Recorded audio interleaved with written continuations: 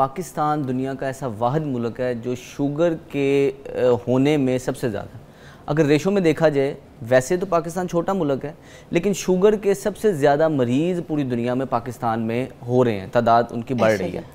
उसकी वजह हमारे लाइफस्टाइल की तब्दीली है। हमारे पहले जो हमारे आबाओ अजदाद थे, हमारे लाइफस्टाइल के अंदर ही फ़िज़िकल एक्टिविटी है।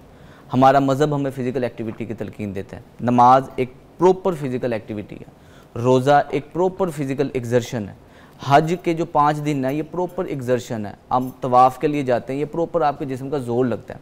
वाहद हमारा एक मज़हब ऐसा है जिसके अंदर हरकत की, फ़िज़िकल एक्टिविटी की अहमियत है। लेकिन जैसे जैसे हम मॉडर्नाइजेशन की तरफ गए हैं, हम गोरों से इंस्पायर हो के उस लाइफस्टाइल को अपनाना शुरू किया, तो ये बीमारियां भी हमें कहीं गोरों वाली बीमारी हमारे पास आना स्टार्ट हो गई हैं। शुगर एक ऐसा मसला है जिसको रिवर्स किया जा सकता है, ठीक किया जा सकता है। सबसे पहले तो ये समझिए एक्सरसाइज के जरिए। फिर दोबारा रिपीट कर रही हूँ, डॉक्टर सलमान कह रहे हैं कि रिवर्स की जा सकती है शुगर एक्सरसाइज के जरिए, टाइप 1 टाइप 2 दोनों। हाँ जी। अच्छा, इसके अंदर होता ही है, सबसे पहले ये समझने की ज़रूरत है कि शुगर एक ग़िज़ाई, टाइप 2 डायबिटीज़ की मैं बात कर रहा हूँ, ये एक ग़िज़ाई बीमारी है। अगर आप, सबसे पहले तो आपको डाइट को बेहतर बनाना बहुत ज़रूरी है, लेकिन हम स्पेसिफिकली इधर बात करेंगे कि वो कौन कौन सी एक्सरसाइजेज हैं जिससे हम अपने शुगर लेवल को एक तो कंट्रोल की तरफ लेके आएंगे, शुगर के स्पाइक को रोकेंगे। उसके अलावा वो मरीज़ जो हर किस्म की दवाइयाँ खाते हैं, इंसुलिन लगा रहे हैं, फिर भी शुगर कंट्रोल नहीं हो रही, हम अपनी डोमेन स्पेसिफिकली उनके लिए आज डिस्कस करेंगे कि वो ऐसा क्या करें घर की इन्वायरमेंट में रह के कि आपकी इंसुलिन से शुगर कंट्रोल नहीं हो रही, आपकी दवाइयों से शुगर कंट्रोल नहीं हो रही, तो आप कौन कौन सी ऐसी चीज़ें कर सकते हैं जिससे आप अपने शुगर स्पाइक को कंट्रोल की तरफ लेके आ सकते हैं। एक्सरसाइजेज मैं कहती हूँ, फिर आते हैं उसकी तरफ और 1 बाय 1 करके बताते हैं। जो आप शुगर स्पाइक की बात कर रहे हैं, उसको कंट्रोल करने के लिए कौन सी ऐसी एक्सरसाइज के स्टेप्स हैं और किस टाइम है जो करने चाहिए, कारआमद होंगे, आइए बताइए। अच्छा, सबसे पहले ये समझें कि एक्सरसाइज हम कर क्यों रहे हैं। होता ये है कि हमारे जिस्म के अंदर जैसे ही हम कोई चीज़ खाते हैं, वो हमारे खून के अंदर एक तो शुगर के मिकदार में जाके स्टोर होना शुरू हो जाते हैं, जिसको ग्लूकोज कहते हैं जी। दूसरा मसल्स में, फिर आपके लीवर के अंदर जाके स्टोर होती है, जिगर पे स्टोर होती है। अब वर्जिशों से हम कर ये रहे हैं, एक तो जो शुगर आपके खून में मौजूद है, एक तो उसको कमी की तरफ लेके आएंगे, शुगर को इस्तेमाल में लेके आएंगे, जलना शुरू हो जाएगी, शुगर बर्न होना शुरू हो जाएगी। दूसरे नंबर पे इन एक्सरसाइजेस से शुगर बर्न की तरफ आएगी। दूसरे नंबर पे हम मसल्स की स्टोरेज कैपेसिटी बड़ी कर देंगे। अगर आपके मसल्स मजबूत होंगे तो वो ज्यादा ग्लाइकोजन स्टोर करेंगे, जिसकी वजह से आपकी शुगर खून के अंदर फ्रीली फिरेगी नहीं, मसल्स में इस्तेमाल हो जाएगी। कुछ ऐसी वर्जिशें जो बैठ के करने वाली हैं, कुछ ऐसी वर्जिशें जो खड़े होकर करने वाली हैं। सबसे पहले ये समझे, जब भी आपने, शुगर के मरीज के लिए ज़रूरी है कि जब भी आपने खाना खाया, खाना खाने से 15 मिनट पहले आपने वॉक करनी घर में। ठीक है। खाना खाने के बाद 15 मिनट वॉक। सर, एक तो ये ब्रिस्क वॉक होती है ना, जो तेज बड़े स्टेप्स के साथ होती है, बड़े स्टेप आपने कौन सी वाली? अब अगर तो खवातीन है, बाहर वॉक नहीं कर सकती, कमरे के अंदर ही। अब ये मैं कमरे का ये 4 हिस्से लेता हूं। ठीक है। आगे जाऊंगा, साइड पे जाऊंगा, पीछे आऊंगा, फिर साइड पे। कोई ज्यादा जगह नहीं चाहिए। सर, आप कह रहे हैं इस तरह से जाना है, जैसे ये वॉक की, फिर इसके बाद यूं जाना है? हाँ, कमरे के अंदर ही, फिर पीछे आना। जाना यूं है जैसे मैं कर रही हूँ, है ना? अब इधर साइड, ये वाला है।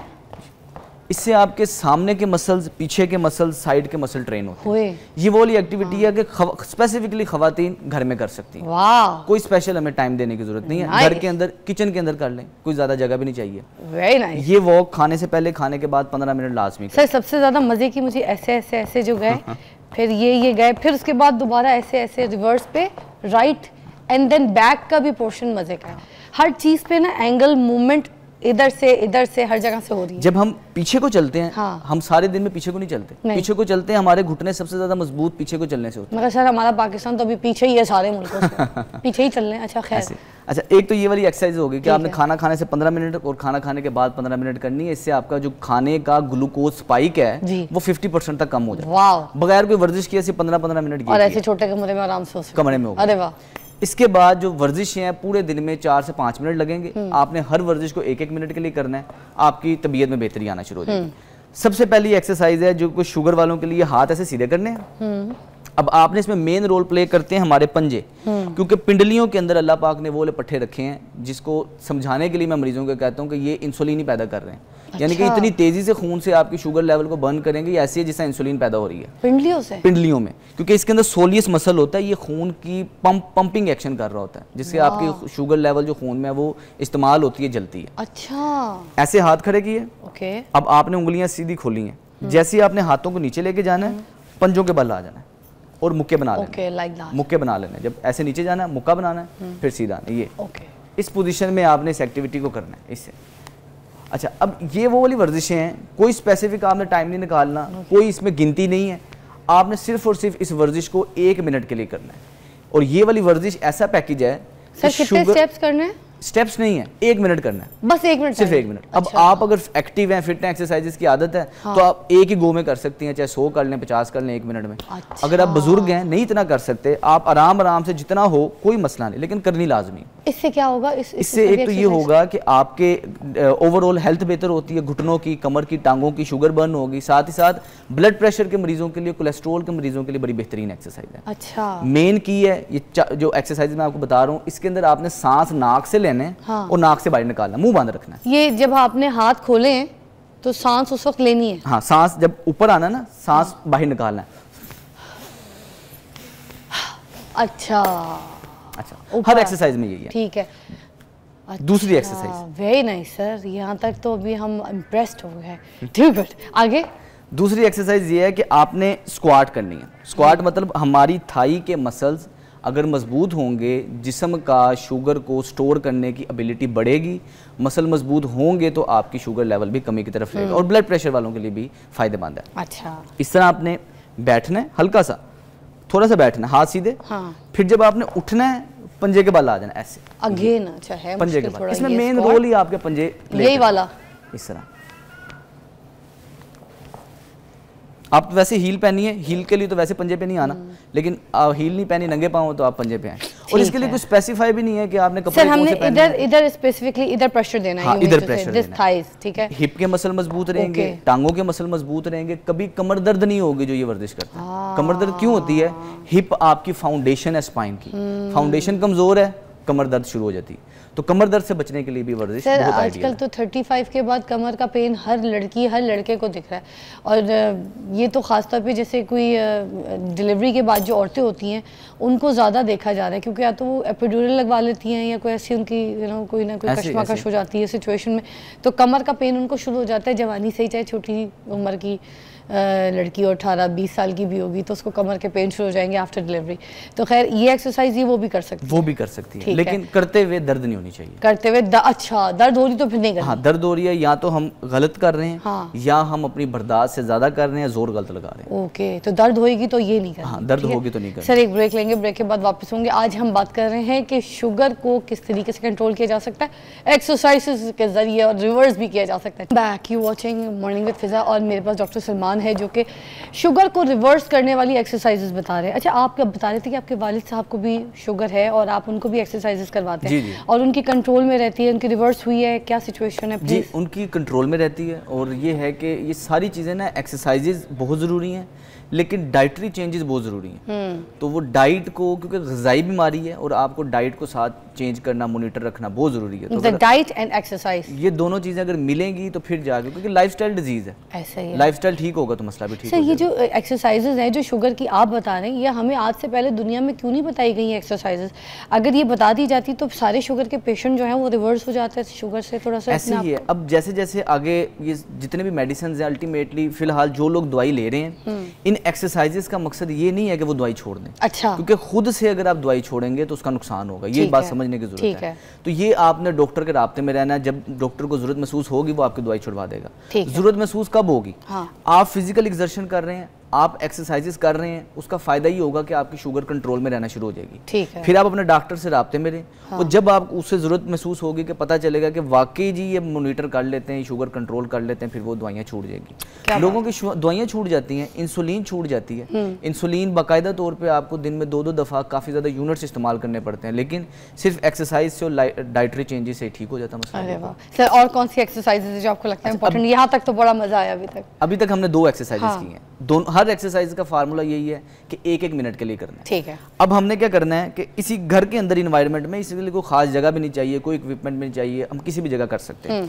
अब क्या, आपने पाँव को हल्का सा खोलना है, बीच में फासला होना चाहिए, ऐसे आपने नीचे बैठना है, हाथ इधर होने चाहिए। फिर जब आपने ऊपर उठना है तो हाथ ऊपर लेके जाने हैं और पाँव भी पंजे के बल आ जाना है, क्योंकि इसमें हमने बताया था मेन रोल हमारे पंजों का। ठीक है। फिर नीचे जाना ऐसे फिर है और हाथ ऊपर ऐसे, इस तरह।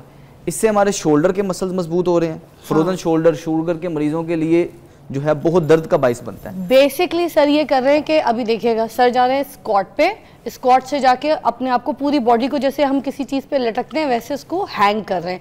हैंग पोजीशन पर वो पंजों पे जा रहे हैं। आप देखिए बिल्कुल इनकी ऐसे अपनी उंगलियों के पंजों पे जाके ऊपर हाइट लेते हैं वो, और स्क्वाट वाली पोजीशन। सर सही है। अच्छा, इससे प्रेशर यहाँ पे भी पड़ा है, यहाँ पे भी पड़ा है, ठीक है, इधर भी पड़ रहा था, और ये पूरे शोल्डर भी खींच रहे थे। अब ये हो ये रहा है कि मसल्स इस्तेमाल हो रहे हैं सारे दिन में।